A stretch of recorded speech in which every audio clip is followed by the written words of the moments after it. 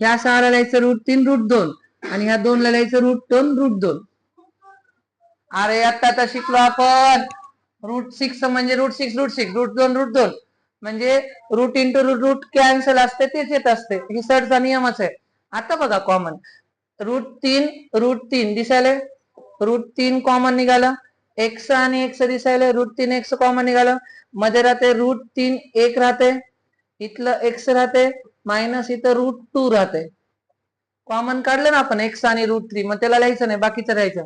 आता इथं कॉमन काय निघतंय आपल्याला √2 हे कॉमन निघते बाकी काही निघत नाही. थांबा √2 निघालं.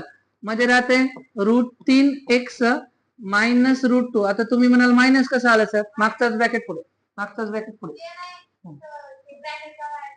हे इथलं मायनस √3x मायनस √2 एका ब्रॅकेट मध्ये उरलेल्या एका ब्रॅकेट मध्ये कोंबा